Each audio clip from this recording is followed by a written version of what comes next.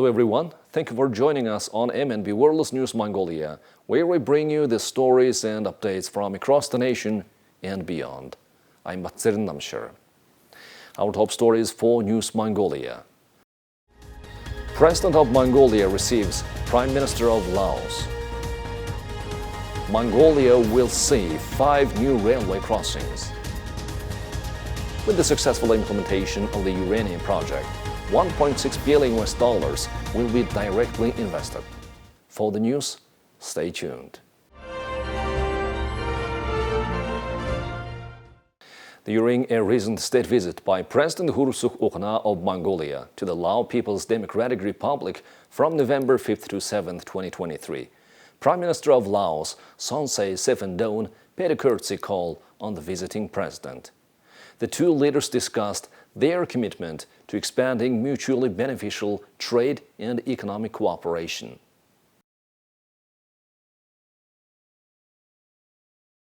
President Khurelsukh highlighted the successful official talks with President Tongloun Sisoulith and expressed confidence that the governments of both countries would closely collaborate to implement agreements reached during the visit. Prime Minister Sonexay Siphandone acknowledged the 60-year-long diplomatic relations between the two countries and stressed the significance of the president's visit in shaping the future of their cooperation. Both leaders commended the role of the Mongolian-Laotian Intergovernmental Commission on Trade, Economic, Scientific, and Technical Cooperation and the need to enhance concrete cooperation in trade, economy, and investment. They also expressed their eagerness to organize a trilateral meeting at the ministerial level for transport between Mongolia, the Lao PDR, and China to increase trade turnover and facilitate transportation. This encounter marked a significant step towards deepening bilateral relations and setting the stage for enhanced cooperation in the future. Mongolia is set to witness a significant boost in its railway infrastructure with the announcement of 5 new railway crossings. The news was unveiled during the second day of the International Forum Transport Mongolia 2023, which focused on strengthening regional transport and logistics connections. Mr. Byam-Tsokt, a member of parliament and the Minister of Road and Transport Development, kick-started the event with a speech outlining the potential for enhancing Mongolia's railway sector. Historically, Mongolia had only one railway line in its 70-year history. However, between 2019 and 2023, the country saw the construction of 905 kilometers of new railways, expanding the railway network to a total of 2,020 kilometers. The growth in railway infrastructure has already had a notable impact on cargo transportation, with 28.2 million tons of goods transported through the Central Railway Corridor in 2019.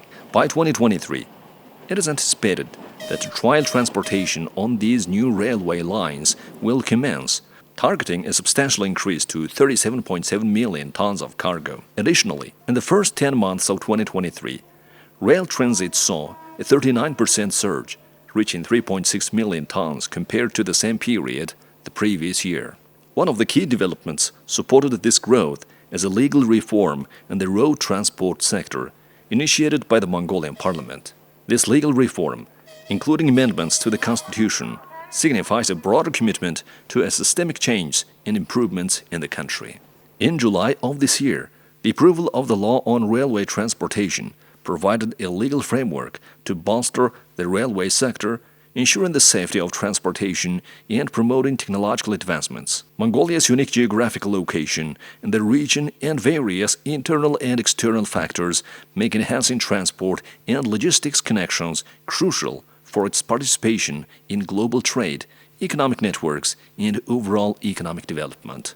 To further these goals, the Transit Mongolia program has been introduced with a focus on facilitating the flow of cargo transport between Asia and Europe and the development of transit infrastructure. The construction of new railways like Artsur-Narins-White-Shibekhuring and Choibalsyn-Hut-Bichikt is expected to play a strategically vital role in increasing transportation capacity. The expansion of Mongolia's railway system and the associated legal reforms represent significant steps towards promoting economic development, trade, and global connectivity for the country. Mongolia and Orano Mining Company have taken a significant step toward an investment agreement that could bring about substantial economic benefits. The proposed investment is expected to amount to $1.6 billion in direct funding, signifying a major boost for the country's economy. This development holds the potential to significantly impact the landscape of the mining industry in Mongolia. The project in question centers around the production of uranium yellow powder and encompasses 3 distinct phases: preparation, production, and rehabilitation. With a planned duration of 47 years, it's a long-term commitment aimed at ensuring the sustainable development of the industry. A noteworthy aspect of this negotiation is the timing of the protocol's signing, which coincided with the state visit of French President Emmanuel Macron to Mongolia. The visit not only lent weight to the negotiations, but also underscored the importance of international cooperation in the modern mining sector. The core objective of the agreement is to attract investment from what is often referred to as Mongolia's third neighbor and to create a stable, mutually beneficial working environment. By fostering a collaborative approach, the 2 parties are seeking to maximize the potential for profit generation while adhering to Mongolia's constitution, which mandates that at least 50% of profits should benefit the country. One significant facet of this agreement is the flexibility it offers in response to the dynamic nature of the global uranium market. With a mechanism in place for adjustment, mineral royalty payments in the event of rising uranium prices, the deal provides an element of security for both parties. The project's feasibility study, which considered various market conditions, sets the stage for Mongolia to potentially benefit from substantial tax revenue and guaranteed mineral royalty income, contributing an estimated 25% of the overall project profit. Negotiations concerning uranium cooperation were not without their challenges, reflecting the complex nature of international business partnerships. It is notable that the French side demonstrated a willingness to respect Mongolia's constitution and its profit-sharing stipulations, aligning with the principle that a significant portion of the profits should remain within Mongolia. Given the current global uranium market dynamics, which include a price of $147 per kilogram, the agreement is poised to create a significant economic opportunities for Mongolia. Furthermore, the anticipation of a potential surge in uranium prices in the coming years adds a layer of optimism to this agreement.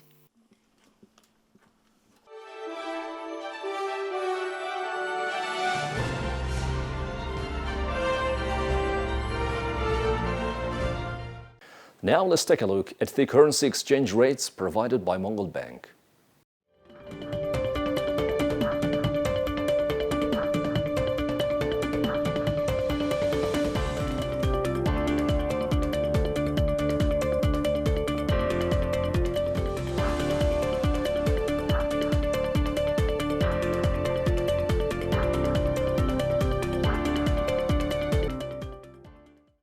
Now let's take a look at international news from our partner agencies.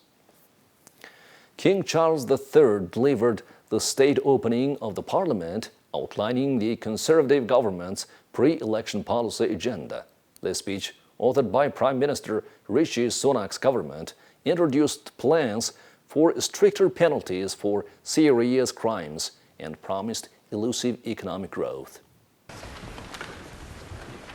Opposition figures and business organizations criticized the speech, deeming it lacking in measures to invigorate a sluggish economy. This address is likely the final one of its kind before a national election and represents Sunak's inaugural opportunity to present substantial legislative plans since assuming office just over a year ago. My lords and members of the House of Commons, It is mindful of the legacy of service and devotion to this country set by my beloved mother, the late Queen, that I deliver this, the first King's speech in over 70 years. The impact of COVID and the war in Ukraine have created significant long-term challenges for the United Kingdom. That is why my government's priority is to make the difficult but necessary long-term decisions to change this country for the better. The preceding Parliament session commenced in May 2022 during Boris Johnson's tenure as Prime Minister and Queen Elizabeth II's reign, following his mother's passing in September 2022. After a 70-year rule, King Charles paid homage to my beloved mother at the onset of the first King's speech since 1951. My government will continue to take action to bring down inflation, to ease the cost of living for families, and help businesses fund new jobs and investment. My ministers will support the Bank of England to return inflation to target by taking responsible decisions on spending and borrowing. These decisions will help household finances, reduce public sector debt, and safeguard the financial security of the country.